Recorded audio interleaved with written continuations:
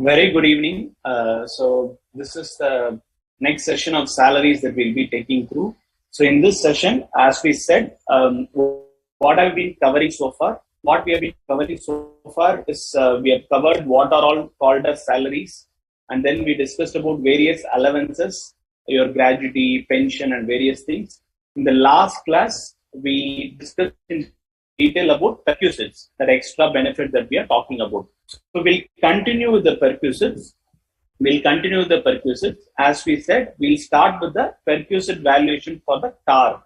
So we'll start with the car valuation and then cover some multiple choice questions. Beyond that, we'll go into the current session. So we'll start with the car valuation. So whatever we said it is always about extra benefit, right? It is about extra benefit. So when you said extra benefit, it is benefit provided to the employee. We said there are three categories. There is one, it is taxable for all. One, it is exempt for all. Another is it is taxable only to a specified employee. So these are the three things that we actually discussed about. So in these three things that we are talking about, we said, whatever we said, we were talking about that this motor car valuation is what we are going to discuss it right now. We discussed about residential accommodation. How do you value?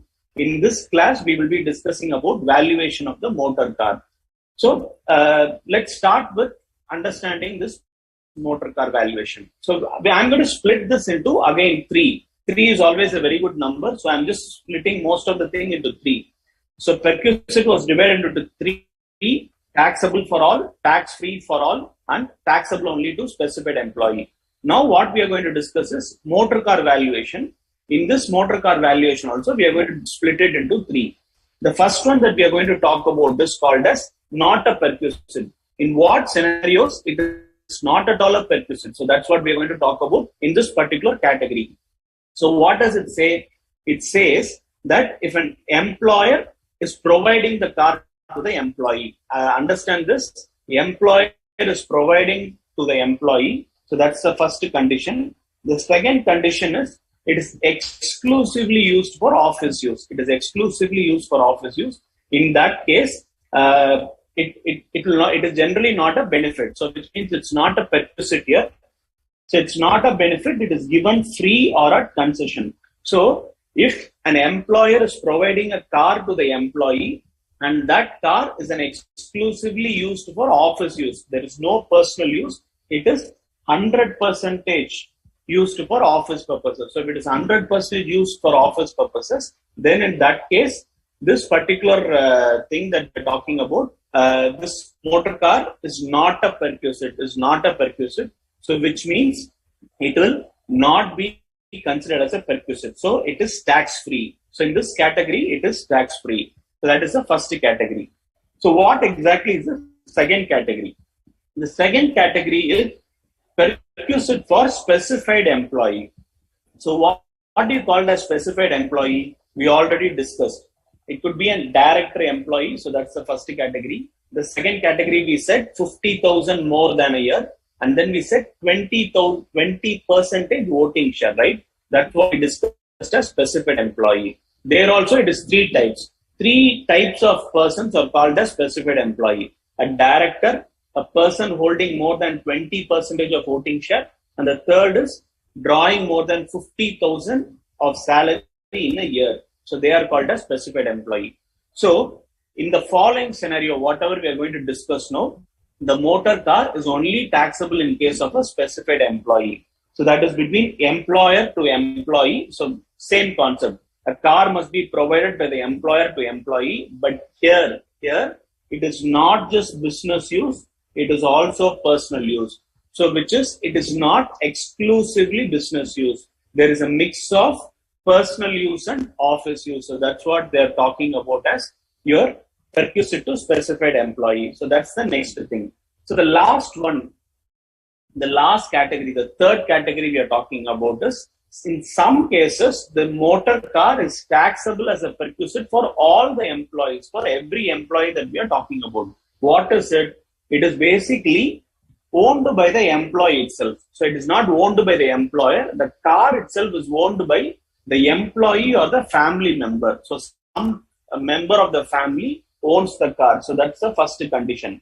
The second condition, it is used by the employee and also by the family members. So it is not only used by the employee, it is also used by the family members. The last category, the last condition we are saying, it is reimbursed. So what is it done? The cost of the running and maintenance of the car, whatever is being spent for the car is actually reimbursed, to this particular person. So an employee is having a car, either he could have a car or his family member could have a car. And then it is used by employee and family members. So both are using the car actually. And it is used, again, mix of personal and office use, whatever it is. But the main condition here is the employer is giving back the money. Of course, otherwise it's not at all a perquisite. Only when the employer is giving the money, it becomes a perquisite. Otherwise, it's not at all a perquisite. So whatever we receive from employer is only what we are talking about as a perquisite. Here, whatever we are saying is, we are talking about something called as the employer is reimbursing the cost incurred by the employee. So whatever has been incurred by the employee is actually being reimbursed by the employer. So this is the three conditions. So few more conditions, few more things that we need to keep in mind.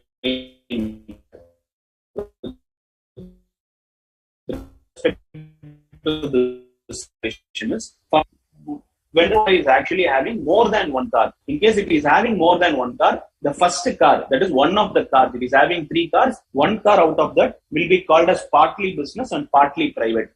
All other cars, that is in our example, the other two cars will be treated as exclusively private. So there is no office usage there. It is treated as exclusively private there. So how does this matter? This matters when we are going to understand how is it valued. So there is a valuation mechanism different for when it is partly used for office and private, when it is exclusively used for private purposes. So that's what we are going to understand the differences. And what about the documents? How do you prove that a person has been using the car for official use? Is it possible?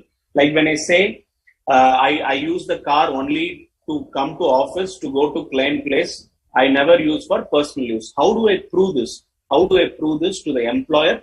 How do I prove this to the income tax authorities if questioned? So this becomes very important. So what is that that's very important? It is the documents. So when you say documents, whatever we are calling about is the documents which has to be maintained by the employee to prove that the car was also used for official purposes, that there is a mix of official and personal purpose. So the first thing that needs to be maintained is complete details of the journey. So what do you mean by complete details? Let's say on this date, I started from here. So probably we maintain something like date, a trip sheet, okay, date, come to, purpose, kilometer travel. So probably something called what? Trip sheet. So you maintain this trip sheet to prove that you have, on what all circumstances you have used this car for official purposes. So this is the first thing that we are talking about. So this is the complete details of journey, the first condition that we are referring about. What is the second thing that we are calling about? Let's say the certificate should say, yes, my employee has used this car for so and so days, for so and so kilometers. So probably it is like certifying this. So probably it is like you are certifying, the employer is certifying this information. Which information? The trip sheet information. So this information is basically certified to say that, yes, I know that this employee has been using this car for official purposes also. So only this is called as your, what do you mean by, called as a document that needs to be supported, to prove that the car has also been used for official purposes. The next one is normal wear and tear. We have been the employer owns the car. That is in both these situations, right? In both these situations, the employer actually owns the car, not the employee. It is the employer who owns the car. Now, when an employer is actually owning the car, there must be a way to understand what is the cost of the car being used. So, whenever we are talking about a normal wear and tear, what do you mean by wear and tear? Now, probably we all use various things, right? Let's say we are using a mobile phone. I use my mobile phone for a couple of hours for social media, couple of hours to go through the institute classes for around 3 hours a day. Then let's say I read certain news articles. So now I'm using my mobile for 6 hours a day. This 6 hours is not per. I've been hearing this term from 11th and 12th standard. What is it called? It is called, the wear and tear is generally called as depreciation. So to compensate the usage cost, whatever is the wear and tear of the car, what is being considered as 10% per annum on the actual cost. That is, when you say actual cost, we are trying to call it as a straight line method. So because every year it is same, 10% on the actual cost. So this 10% will be considered as wear and tear. All this information that I'm rightly telling you is to understand what? It's to understand the valuation for that particular property. So that's what we are talking about. And the next thing is period. For what period should we calculate this perquisite valuation? When you say valuation, it is for the what you call the required period. What is the required period? The period for which you have actually used that car. So the car for which you have actually been using it. So that is what you are actually calling it as a particular month. So when you say a month includes part of the month. For example, you are using the car on 29th September. Okay, 29th September 2021. You will have to take September as the first month. September is the first month. So September, October, November, December, January, February, March. So it will be 7 months and not 6 months. So that's what we are talking about as valuation. So month includes part of the month. So this is the entire thing about car valuation. Now we have understood what this car valuation is all about, like for whom it is taxed, for whom it is not taxed.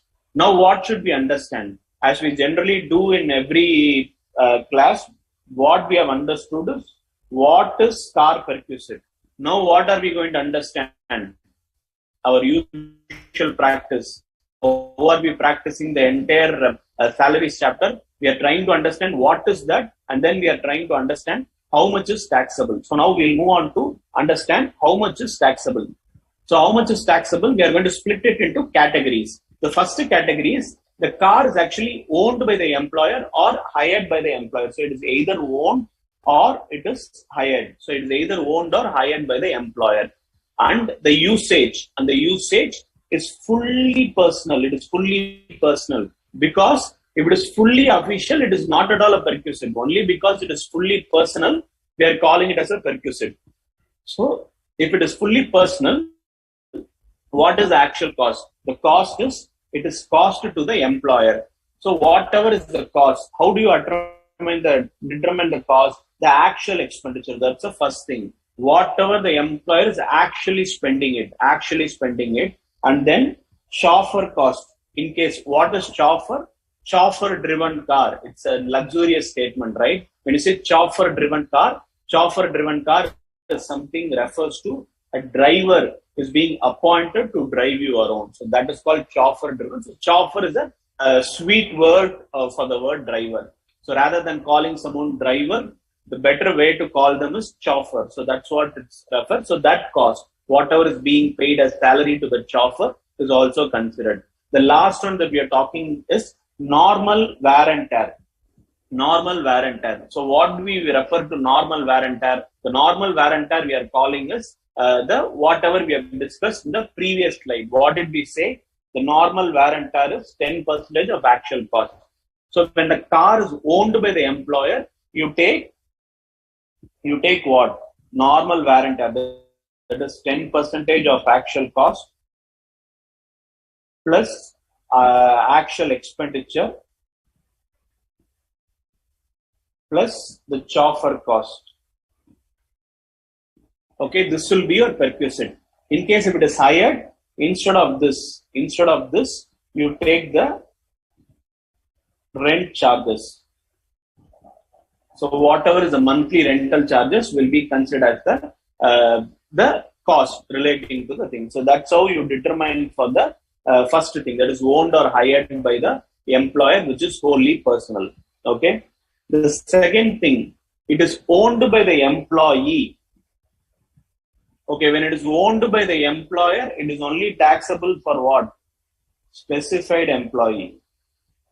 Correct? It is only taxable for specified employee. When it is owned by employee, it is taxable for all employees. It is taxable for all employees. Understand the difference? If it is provided by the employer, it is only for specified employee. If it is owned by the employee itself, then it is only for it is for all employees. So that's the difference. So the difference that you need to understand is owned by employer. In that case, it is only for specified employee. If it is owned by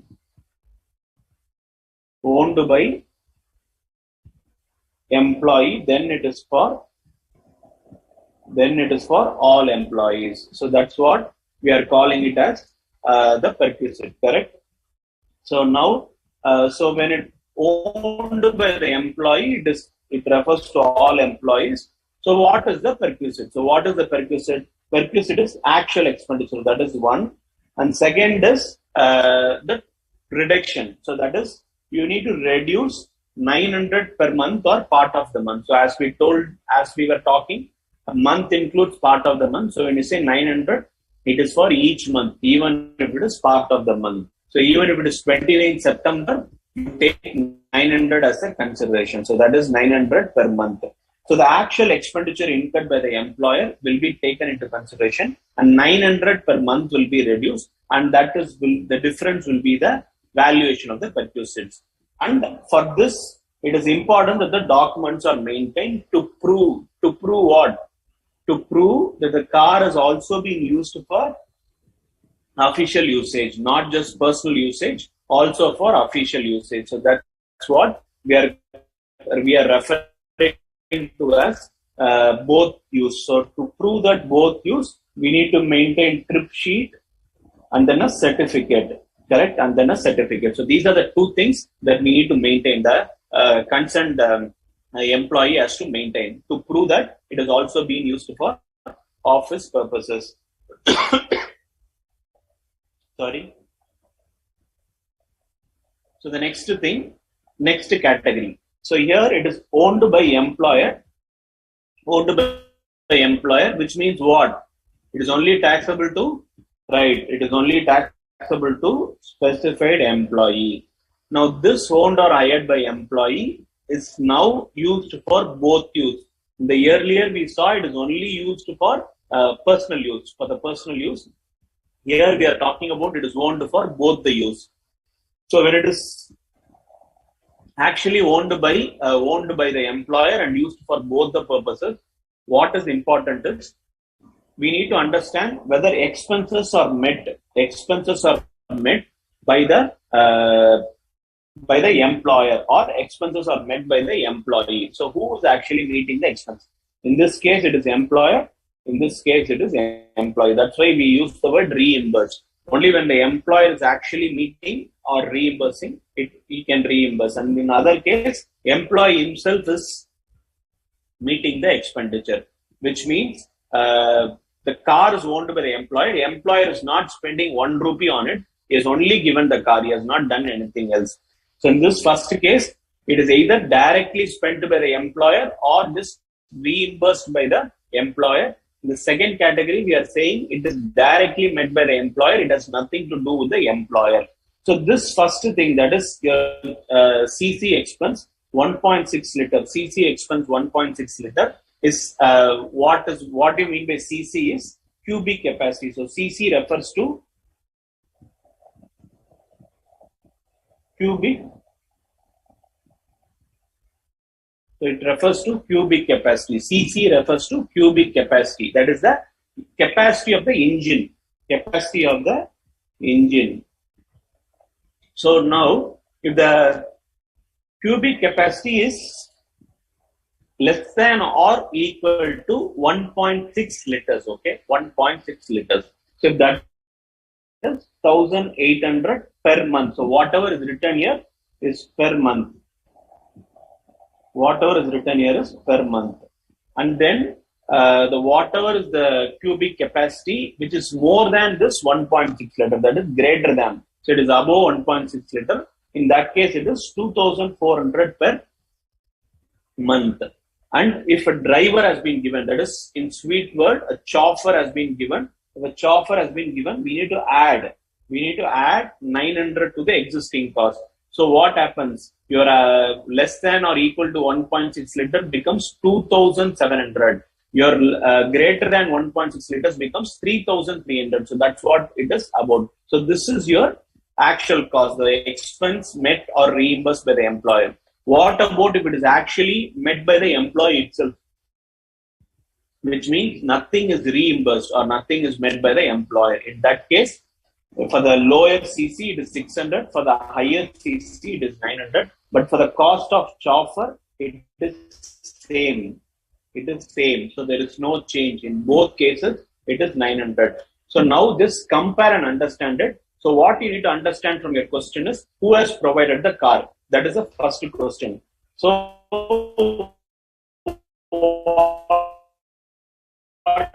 do you understand from the question? The first thing that you need to understand is, who provides the car? Who owns the car? So who owns the car? That's the first question. The second question that we are talking about is, for what is used? What is the usage? So two things that you need to understand from a car perquisite, valuation of car perquisite, is these two questions. Who provides the car or who owns the car? The second thing is, what is the usage? It is official, personal, and both. So it is official, it's a category. If it is purely personal, it's a category. If it is both use, it's a different category. So these are the two questions that you must ask yourself when you are being questioned in your question paper. So whenever you are reading a question paper on valuation of perquisite, you should have two questions in mind. The first one is, who owns the car? The second one is, for what is it used? Depending upon that only, your perquisite differs. In the previous slide, we saw what about the exclusive office use?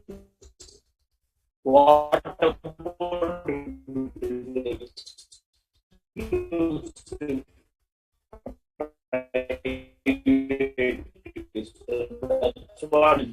So for that only you need to answer. Then you apply this to see the valuation of the car perquisite. So now we understood about, and it is used for both the cases. Please understand, if it is owned by or hired by the employers, there is a flat rate. Whereas for purposes, we are talking about act. Please understand the difference. Here we are talking about owned by the employee and both the users. So that's what we are talking about, by both of them.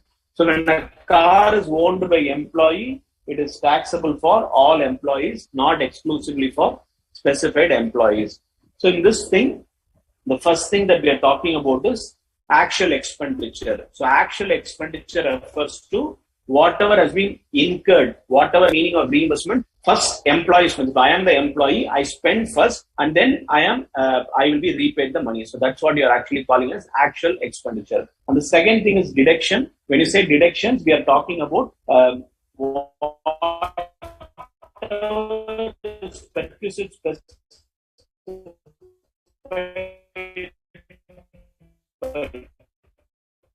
car expenses met by employer. So whatever we are at 6 liter and it is owned by the employee. It is owned by the employee. Okay. So now what we are saying is whatever you consider.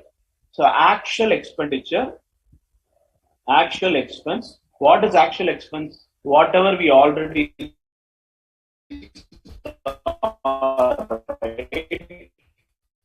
whatever we saw here.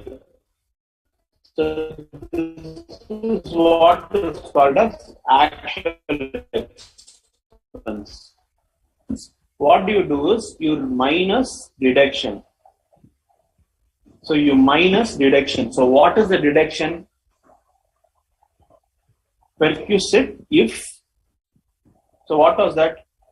1,800, 2,400. If chopper is given, 900 is given. Correct. So this is what we are talking about your deduction. So you'll have to reduce this much. If your actual expense is 3,000 for a less than or equal to 1.6 liter, there is no chopper.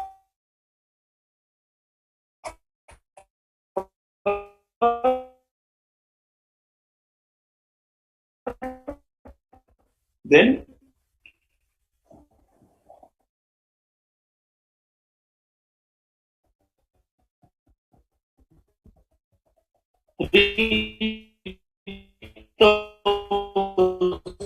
minus 1,400 will be the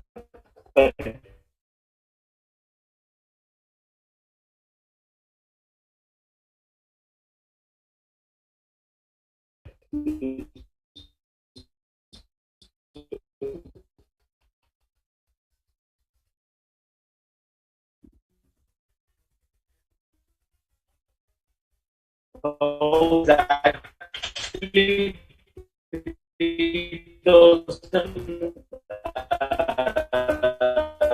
is the actual cost.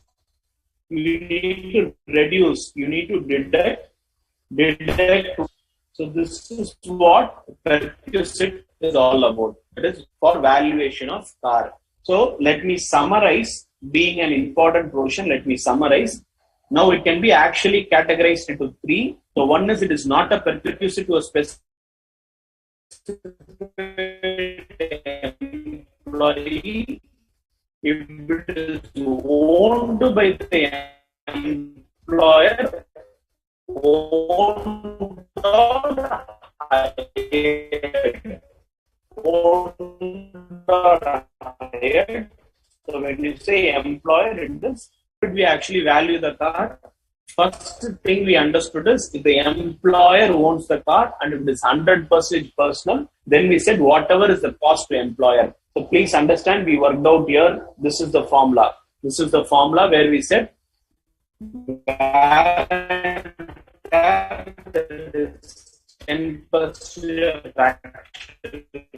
cost plus any other actual expenditure, repair and maintenance or fuel, whatever it is to maintain, and reduce 900. This is about the owned by employer, where it is used the engine capacity with 400. Similarly, this is applicable only when the expenses are met or reimbursed by the employer. In case if it is reimbursed by the employee, then it's a much smaller number, 600 and 900. So please understand, we need to understand who owns the car, that is who owns the car or who has provided the car. So that is very important. And the second thing that we need to understand for what it is used. So that's what it is about. So last one is it is owned by employee.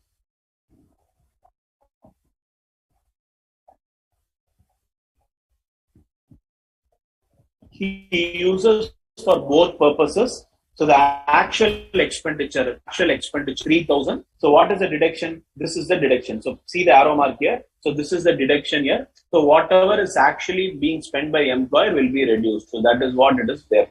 So this is all about our. This is all about the perquisite's valuation. Now I'll just take some questions and then we'll move on to the next MCQs, 5 MCQs.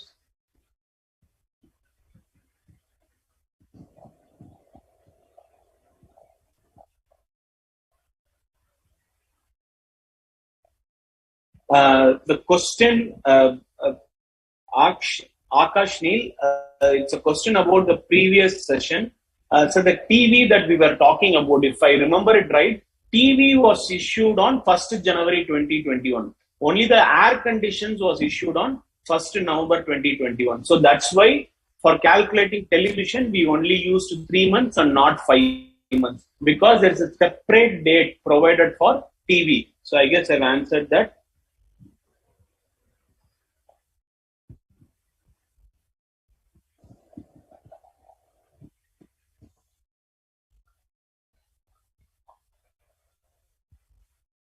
I'm sorry for the network issues. There is an issue from my end, the internet problem. So please manage. I'm really sorry.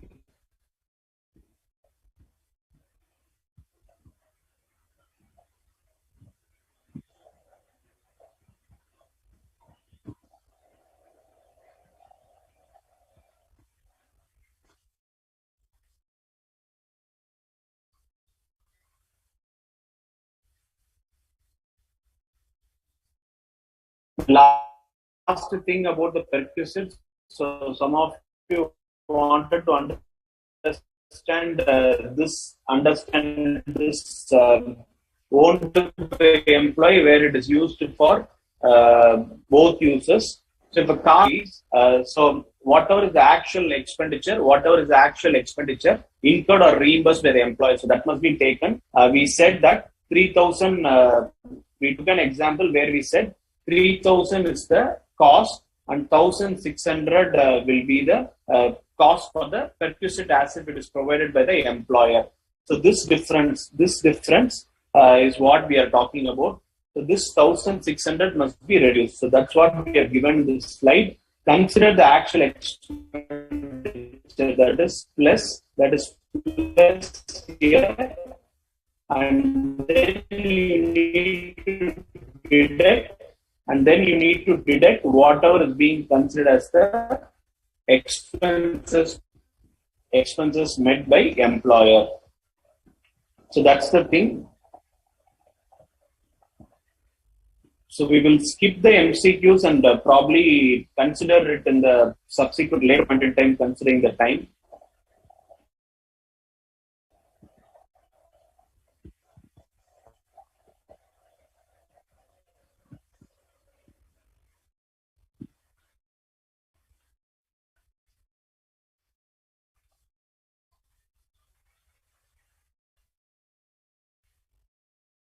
So some of you wanted to summarize the perquisite of car. As we said, we have just taken it through. There are 3 slides where we explained each of the slides. So probably that itself is a summary only. So first is, if it is exclusively office use and the car is provided by the employer, it is not at all a perquisite.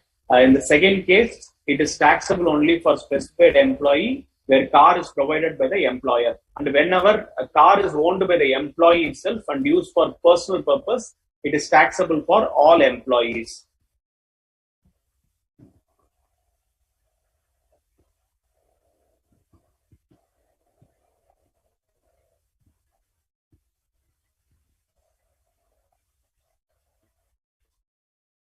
So we'll take a small break. I'll please try to see if we can resolve the network issue and get back.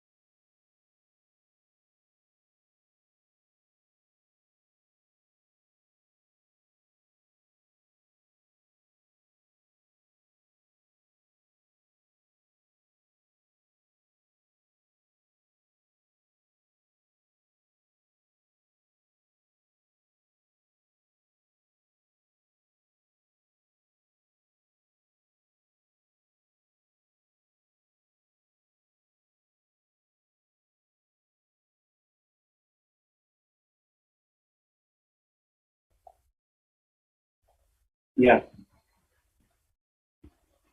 So guys, I'm terribly sorry. There's a huge network issue repeating from my end. Since considering that it's a very important chapter, we will reschedule it or accordingly manage this particular portion in the next class. I'm really sorry for the inconvenience caused. We'll meet in the next schedule. Thank you.